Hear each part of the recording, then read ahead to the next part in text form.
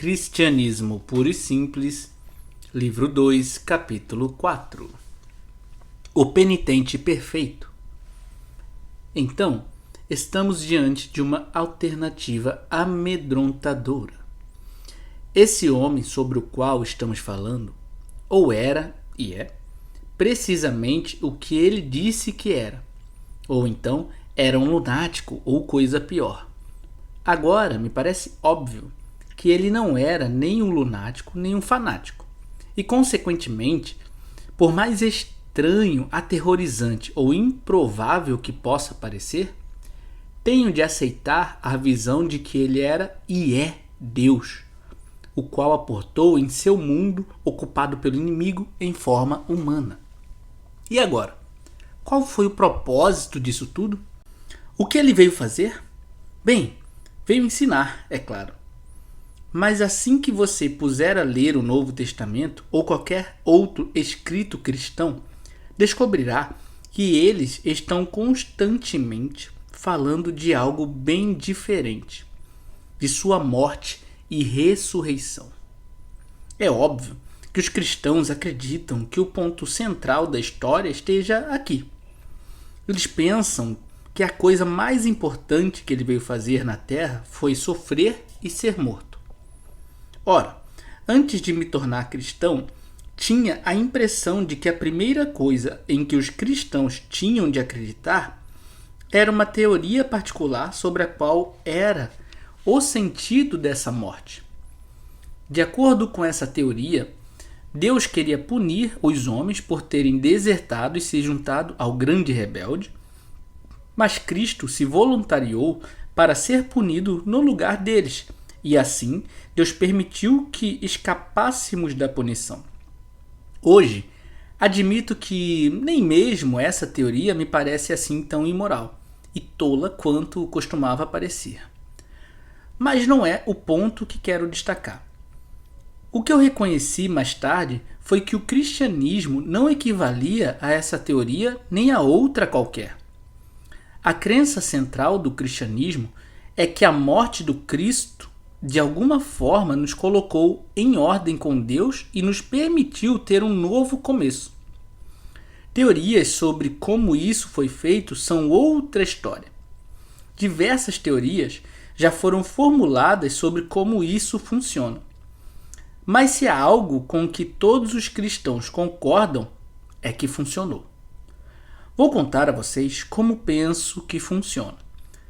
Toda pessoa sensata sabe que, se você está cansado e com fome, uma boa refeição vai lhe fazer bem. Mas a teoria moderna da nutrição, toda voltada para vitaminas e proteínas, diz outra coisa. As pessoas juntavam e se sentiam bem muito antes de qualquer pessoa ter ouvido falar da teoria das vitaminas. Então, se essa teoria for abandonada algum dia, elas vão continuar jantando da mesma forma. As teorias sobre a morte de Cristo não equivalem ao cristianismo. Elas são explicações sobre como as coisas funcionam. Nem todos os cristãos concordariam sobre a importância dessas coisas. Minha própria igreja, a Igreja Anglicana, não estabelece nenhuma delas como correta. A Igreja Católica vai um pouco além. Creio, porém, que todos eles vão concordar que a coisa em si é infinitamente mais importante do que quaisquer explanações produzidas pelos teólogos. Creio que eles provavelmente admitiriam que nenhuma explicação jamais se adequará suficientemente à realidade. Mas, como eu disse no prefácio deste livro, não passo de um leigo. E nesse ponto, estamos entrando em águas profundas. Só o que posso compartilhar com você, se é que vale alguma coisa, é a minha visão pessoal da questão. A meu ver, você não é convidado a aceitar as próprias teorias em si. Muitos de vocês, sem dúvidas, leram obras de James e Eddington. O que esses autores fazem quando querem explicar o átomo ou algo desse tipo é oferecer uma descrição a partir da qual você pode traçar uma imagem mental. Mas, em seguida, eles o advertem de que essa imagem não constitui exatamente o cerne daquilo em que os cientistas acreditam. Eles acreditam mesmo numa fórmula matemática. As imagens existem apenas para nos ajudar a entender a fórmula, mas não são verdadeiras como a fórmula. Elas não experimentam a dimensão da realidade, mas apenas algo mais ou menos semelhante a ela. Todas elas pretendem ajudar, e se não ajudarem, você pode abandoná-las. A realidade em si não pode ser retratada em imagens, ela só pode ser expressa em termos matemáticos.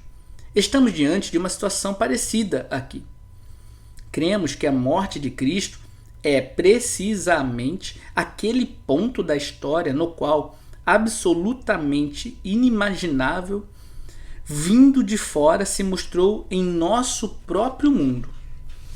E se não conseguimos expressar as imagens, nem mesmo os átomos dos quais nosso mundo é constituído, não dá para esperar que estejamos em condições de retratar esse evento sublime.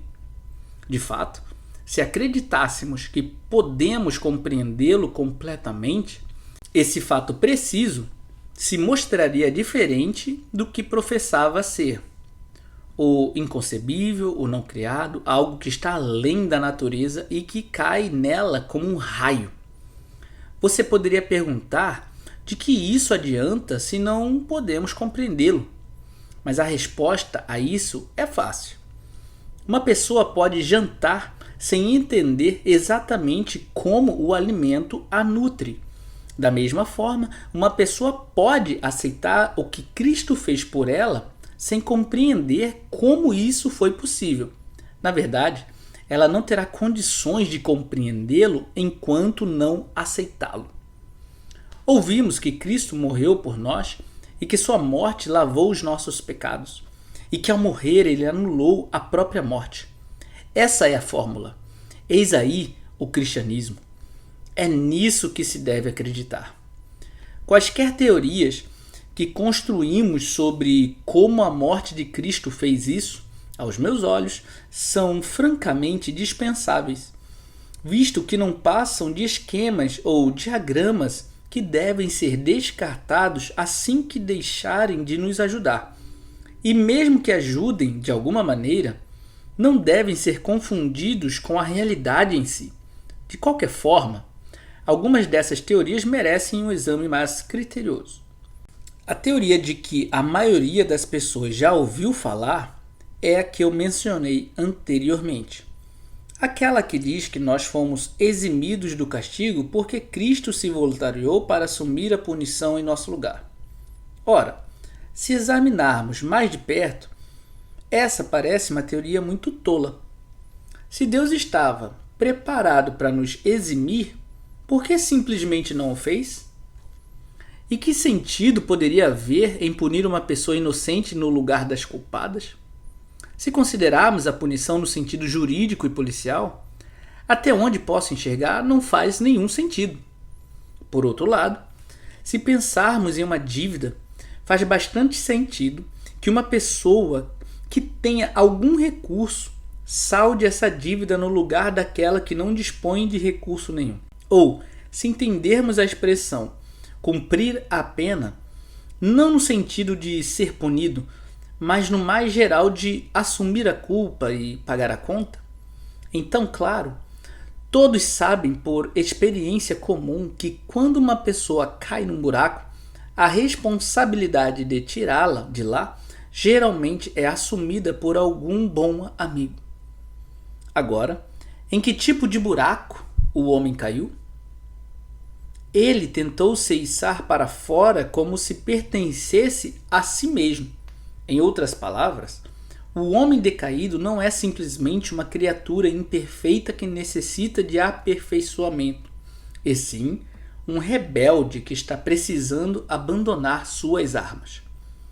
Baixar as armas e entregar-se, expressar seu arrependimento, dar-se conta de ter estado no rumo errado e se preparar para começar a vida do início, do primeiro degrau, eis a única maneira de sair do buraco. Esse processo de entrega, esse movimento de marcha a ré a toda velocidade, é que os cristãos chamam de arrependimento. Mas, há de se convir, arrepender-se não é nada divertido. Trata-se de algo mais difícil do que simplesmente se humilhar e admitir a própria culpa. Significa desaprender toda a presunção e teimosia que nos foram incutidas por milhares de anos. Significa aniquilar parte de nós, passando por uma espécie de morte. Na verdade, é necessário que a pessoa seja boa para se arrepender. E eis um verdadeiro paradoxo. Só uma pessoa má precisa de arrependimento, mas só uma pessoa boa consegue arrepender-se perfeitamente. Quanto pior você for, mais precisará arrepender-se e menos conseguirá fazê-lo. A única pessoa que conseguiria fazê-lo com perfeição seria alguém perfeito. E esse alguém não precisaria de modo nenhum fazê-lo. Lembre-se de que esse arrependimento, essa submissão voluntária à humilhação e uma espécie de morte não é algo que Deus exija de você para o aceitar de volta e do qual ele poderia eximi-lo se assim quisesse. Trata-se simplesmente de uma descrição do que é a volta para Deus. Se você pedir para Deus aceitá-lo de volta sem isso, você estará lhe pedindo para voltar sem de fato voltar. E isso é impossível. Muito bem. Então temos de nos arrepender, não tem outro jeito. Entretanto, a maldade que nos leva a precisar disso nos torna incapazes de tomar essa atitude. Será que podemos fazer isso se Deus nos ajudar? Sim. Mas o que a ideia de sermos ajudados por Deus significa?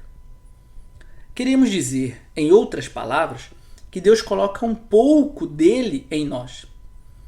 Ele nos empresta um pouco dos poderes da sua razão e assim conseguimos raciocinar. Ele coloca um pouco do seu amor em nós e assim amamos uns aos outros. Quando você ensina uma criança a escrever, segura na mão dela para ela formar as letras. Isto é, ela forma as letras porque você as está formando. Nós amamos e raciocinamos porque Deus ama e raciocina e segura nossa mão enquanto nós o estamos fazendo. Agora, se não tivéssemos caído, tudo estaria bem. Mas, infelizmente, agora necessitamos da ajuda de Deus para fazer algo que Ele mesmo, por sua própria natureza, nunca faz. Entregar-se, sofrer-se, submeter-se e morrer. Não há absolutamente nada na natureza de Deus que corresponda a esse processo, de modo que necessitamos agora, mais do que nunca, da condução de Deus pelo único caminho que Ele, por sua própria natureza, nunca percorreu. Deus só pode compartilhar conosco o que Ele tem, e aquelas coisas não estão presentes em sua natureza. Mas suponha que Deus tenha se tornado homem. Suponha que a nossa natureza humana, que é capaz de sofrer e morrer, tivesse sido amalgamada com a natureza de Deus em uma pessoa. Então essa pessoa poderia nos ajudar. Ele poderia renunciar à sua vontade, sofrer e morrer porque seria humano, e poderia fazê-lo de forma perfeita porque seria Deus. Você e eu só podemos passar por esse processo se Deus o realiza em nós. Mas Deus só poderia fazê-lo tornando-se Ele mesmo um homem. Para que nossas tentativas de morrer tenham êxito, nós, humanos, temos de compartilhar da morte de Deus, da mesma forma que nosso pensamento só pode alcançar êxito se for uma gota do oceano da sua inteligência. Por outro lado, não podemos compartilhar da morte de Deus a não ser que ele morra, mas ele só pode morrer tornando-se homem. Esse é o sentido pelo qual ele paga nossa dívida e sofre por nós, o que ele próprio não necessita de modo algum sofrer. Já ouvi certas pessoas se queixarem de que, se Jesus era Deus, assim como também era homem, então os seus sofrimentos e sua morte perdem todo o valor aos seus olhos, porque tudo isso deveria ser muito mais fácil para ele. Outros, por sua vez, poderiam muito corretamente repreender a ingratidão e a crueldade dessa objeção. O que me espanta é a ignorância que ela revela. Em certo sentido, é claro que os que fazem estão corretos. Eles poderiam até ter levado o caso mais longe. A perfeita submissão, o perfeito sofrimento e a morte perfeita não apenas foram mais fáceis para Jesus porque ele era Deus, mas também só foram possíveis porque ele era Deus.